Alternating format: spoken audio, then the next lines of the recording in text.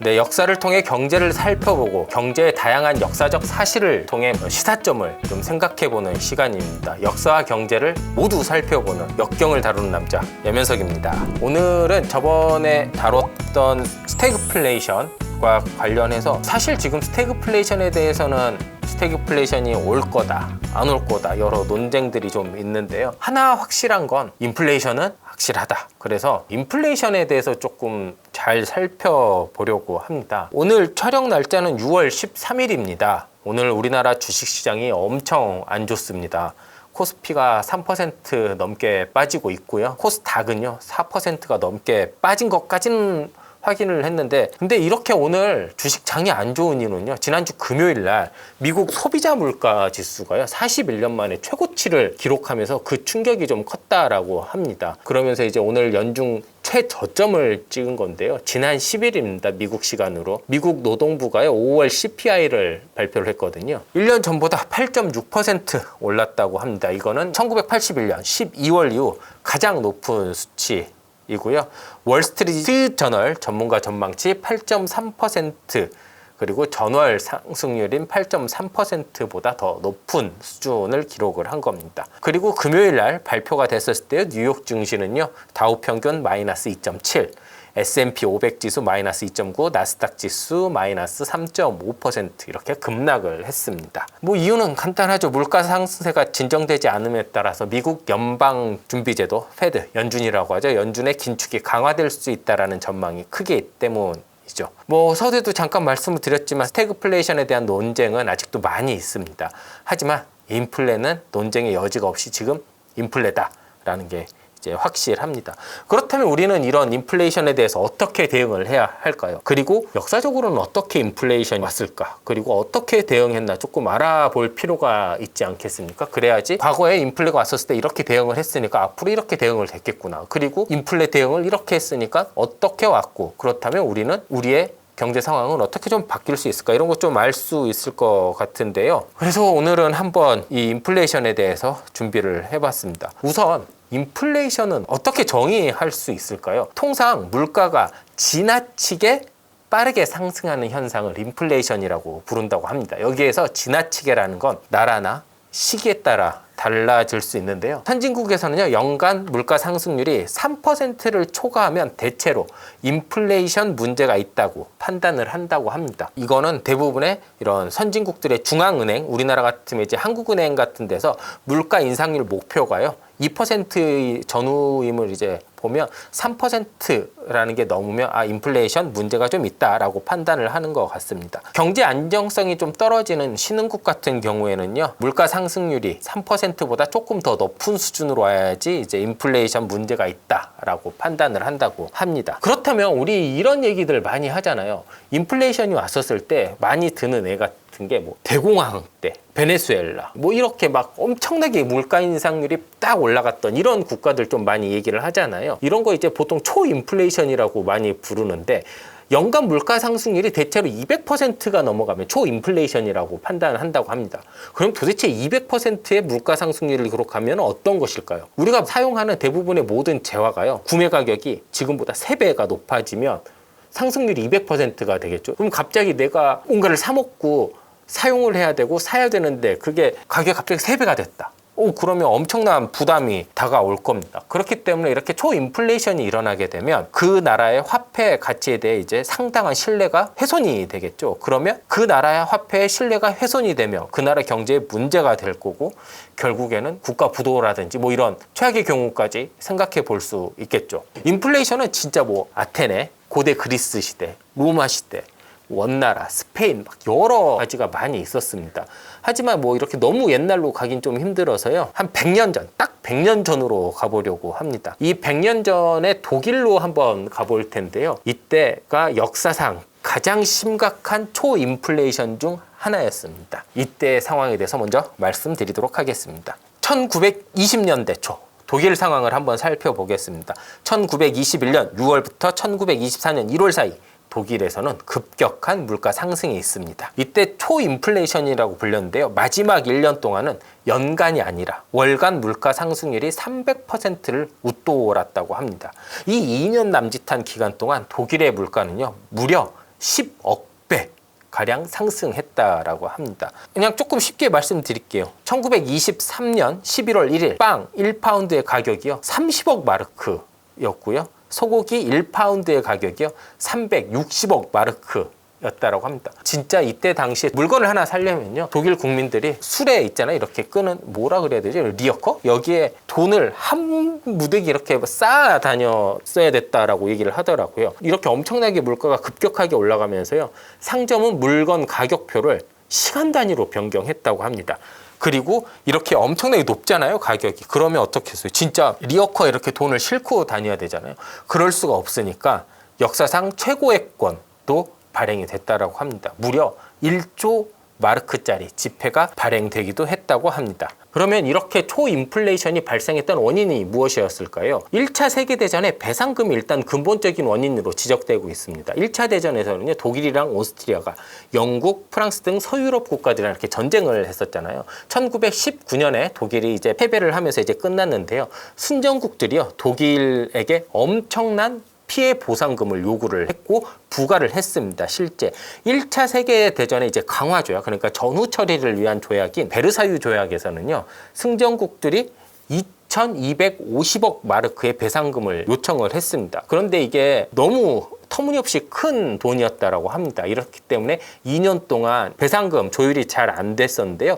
결국 1921년 5월 배상금 총액이요 1,320억 마르크로 결정이 됐습니다. 그런데 이 1,320억 마르크가요, 그냥 독일이 1,320억 마르크 독일 돈으로 내 그러면 진짜 독일 중앙은행에서 1,320억 마르크 찍어서 줘도 되잖아요. 근데 그렇게 못하게 하기 위해서 배상금을 이렇게 마르크로 지금은 얘기를 했지만 이게 금이나 외환으로 연동해서 이렇게 지불을 하게 했다라고 합니다. 실제 1921년부터 독일은 전체 독일 국민 소득의 10% 정도를 이렇게 배상금으로 계속 지불을 해야지 낼 수 있었다라고 합니다. 이렇게 배상금을 꾸준히 안정적으로 지불을 하려면요, 두 가지 방법밖에 없는 거예요. 정말 수출을 많이 해가지고 경상수지 흑자를 내가지고 이 배상금을 갚거나, 아니면 배상금 지불의 주체인 독일 정부가요, 배상금 이상의 재정 흑자를 내야 되는 거예요. 이 말은 세금은 많이 걷고 지출은 줄여가지고 배상금을 이제 내야 된다라는 거죠. 하지만 이게 그 당시 독일 경제 이제 막 패망을 했잖아요. 그러니까 전체 GDP의 10% 이상을 수출로서만 이렇게 벌어들이는 것도 힘들고 이거를 세금으로만 다 감당하는 것도 굉장히 힘든 일이었잖아요.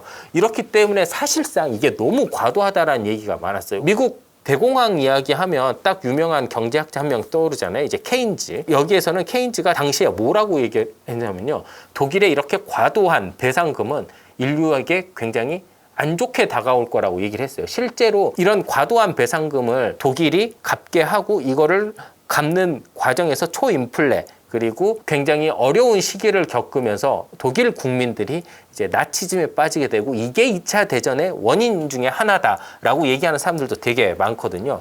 그렇기 때문에 과도한 배상금에 대한 문제가 당시에도 제기가 됐었다라고 합니다. 그렇다면 독일 정부는 어떻게 이런 배상금은, 전쟁 배상금을 갚으려고 했었을까요? 독일 정부가 선택한 방안은요, 독일 정부가 채권을 찍어내고 독일 중앙은행이 마르크를 찍어서 이거를 사들여. 그래서 여기에서 나온 돈으로 이제 배상금을 갚는 방식을 사용을 했다라고 합니다. 이게 결국 무엇으로 이어졌냐면요, 엄청난 통화량의 증가로 이어졌다라고 합니다. 돈을 막 찍어내가지고 결국 물가가 폭등을 했고요. 이 물가 폭등이 계속 악순환을 하면서 초인플레이션이 나왔다고 한데요. 그 과정을 잠깐 설명드리도록 하겠습니다. 우리가 돈이 갑자기 너무 많아졌어요. 그러니까 돈의 가치가 너무 떨어진 거죠. 그렇게 되면 어떻게 했어요? 당연히 물가가 상승을 하겠죠. 그러면 물가가 상승을 하고 돈의 가치가 자꾸 떨어져요. 근데 나는 저게 필요해요. 그럼 어떻게 합니까, 사람들이?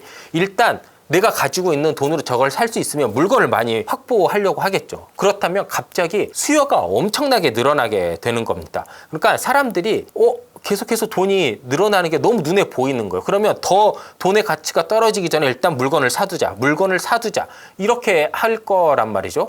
그러면 파는 사람 입장에서 조금 더 있으면 더 비싸게 팔 수 있는데, 조금 더 있으면 더 비싸게 팔 수 있는데, 이러면서 물건 가격이 계속 올라가게 되는 거죠. 그러면 한번 물가 상승이 왔는데 이게 더 오를 것 같아 이러면서 물가 상승이 더욱 가속화됐다라는 거죠. 그리고 또 하나, 이렇게 물가 상승이 너무 급격하게 일어나면 보통 임금 상승률은 물가 상승률보다 따라잡지를 못하잖아요. 아무리 뭐 기업에서 돈을 잘 번다고 해도 우리가 막 물가 10% 올랐다고 임금을 10%씩 올려주진 않잖아요. 그러면 내가 가지고 있는 돈이 갈수록 더 적어지니까 월급을 받자마자, 주급을 받자마자 무조건 달려가서 물건으로 바꾼단 말이죠. 너무 예견이 돼 있잖아요. 이렇게 화폐 가치가 계속 떨어지는 게. 그러면 어떻게 돼요? 또 저축을 할 필요성이 있을까요? 저축을 안 해도 되는 거죠. 그리고 돈을 빌린 사람들은 어떡할까요? 내가 1억을 빌렸어요. 근데 어느 순간 이 핸드폰이 1억이에요. 그럼 이 핸드폰만 팔면 1억 갚을 수 있는데 근데 이게 2억이 될 것 같아, 좀 있으면. 그럼 돈을 갚겠습니까? 안 갚죠. 이러니까 은행 애들은 저축 예금은 줄어드는 거고, 돈을 빌려주는 사람들도 힘들어지고, 돈의 가치가 계속 떨어지면서 돈이 선순환이 안 되는 거잖아요. 그러면 우리가 공급과 수요도 잘 안 맞게 되는 거고, 투자도 일어나지 않게 되는 거고, 기업들의 가치도 계속해서 떨어질 거고, 이렇다 보면 결국 투자 위축과 기업의 부도로 이어지게 됐고, 당시에 독일에서도 엄청나게 기업들이 많이 망해 나갔다라고 합니다. 근데 여기에서 하나 더 문제가 있어요. 독일에서 이렇게 급속하게, 당시 독일에서 물가가 이렇게 상승을 했을 때 마르크화의 가치가 쭉 떨어진 거잖아요. 자국에서도 이렇게 떨어지는데 밖에서 봤을 때는 어땠을까요? 당시 독일 마르크화의 가치는 더욱더 떨어졌을 거 아니에요. 그러면 환율이 급격하게 상승이 되는 겁니다. 예를 들어 독일 같은 경우도 천연자원이나 원자재가 풍부한 나라가 아니기 때문에 사와야 되잖아요. 그럼 사올 때 마르크화로 삽니까? 아니죠. 그 당시에 기축통화로 사왔겠죠. 달러면 달러, 파운드 하면 파운드화, 프랑이면 프랑, 이렇게 이제 바꿔서 이렇게 다른 나라 화폐로 갖춰야 되는데, 환율이 급격하게 오르면요 어떻게 될까요? 수입 물가가 오르게 되는 거고, 이거는 안 그래도 증가한 수입 물가는요 또 다시 엄청나게 국내에 들어와서 가격 상승을 또 일으킬 거 아닙니까? 이렇게 되면 이게 악순환이 계속 벌어지는 거죠. 마르크화의 실질 가치는 국내에서도 떨어지고 외국에서도 떨어지고, 그렇다 보면 안에서는 서로 경쟁적으로 물건을 살려다 보니까 물건값이 올라가는데 들여와야 되는 물건도 갈수록 비싸지고, 그러면 시간이 지나면 지날수록 이 물건값은 더 오르게 된 거죠.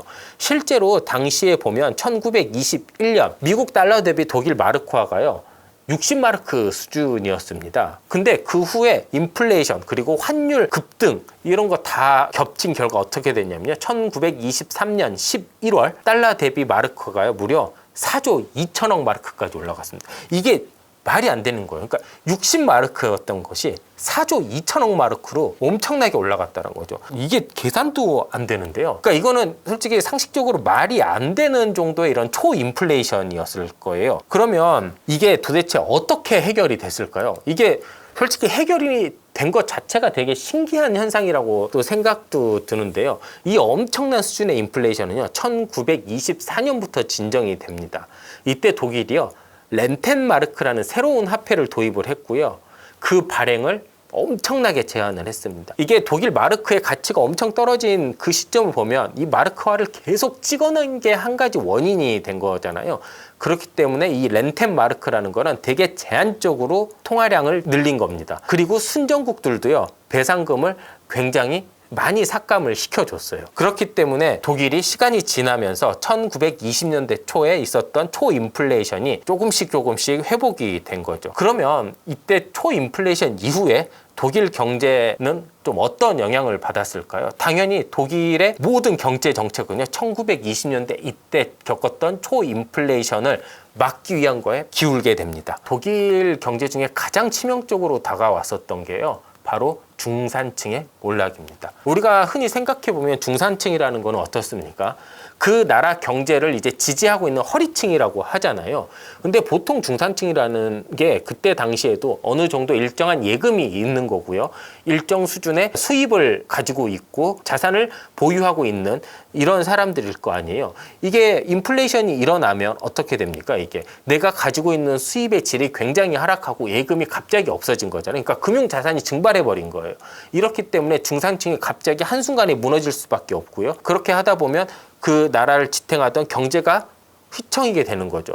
내가 지금 당장 먹고 살기 힘들고 이렇게 되면 보통 이제 남의 탓도 좀 많이 하게 되잖아요. 그렇게 되면 어떻겠습니까? 중산층 이하, 그러니까 정말 많은 독일 국민들이 그 당시에 다른 생각을 좀 하지 않았겠어요? 우리가 이렇게 힘들어진 거 승전국 제대들이 막대한 배상금을 물렸기 때문이다. 금, 은 이런 걸로 연동시켜 놓으면서 우리가 굉장히 힘들어진 것도 있다. 자기네 그 부도난 회사를 헐값에 사고 이렇게 되다 보니까 외국에 반감된 그 감정들을 많이 가질 수 있게 되잖아요. 그때 나타나는 게 뭐 민족주의라든지 뭐 제국주의라든지 이런 나치즘이라든지 이런 게 혹하기 쉬운 상황이 된 거죠. 그렇기 때문에 우리는 지금 시점에서 보면 이해할 수 없지만 당시 독일 시점에서 보면 어떻게 보면 2차 대전이 일어날 수밖에 없는 원인을 또 제공했다. 뭐 이런 얘기도 있습니다. 어찌됐건 이런 독일의 초인플레이션 경험은요. 독일 경제 정책에 굉장히 핵심적으로 작용을 합니다. 인플레이션은 사전에 막자. 인플레이션을 억제할 수 있는 중앙은행은 무조건 독립해서 독립성을 최대한 보장을 해줘야 된다. 이게 얼마나 크게 다가왔었냐면요. 2차 대전 이후에 독일 중앙은행은 무조건 물가 안정에 최우선 방점을 찍습니다. 1970년대 글로벌 인플레이션이 왔었을 때 제일 대응을 잘한 나라가 독일이었습니다. 왜냐하면 원래 얘네들의 기본 목표는 물가를 잡는 거예요. 그렇기 때문에 이때도 독일이 가장 잘 대응을 했다라는 평가를 받고 있습니다. 그러면 100년 전 독일에서 있었던 이런 인플레이션 문제를 통해서 지금의 인플레이션을 한번 돌아볼 필요가 있습니다. 그 인플레이션의 가장 큰 원인 중에 하나가 뭡니까? 통화량이 엄청나게 증가를 한 겁니다. 그러면 현재 통화량 증가는 얼마나 될까? 이거 한번 좀 살펴봐야 되겠잖아요.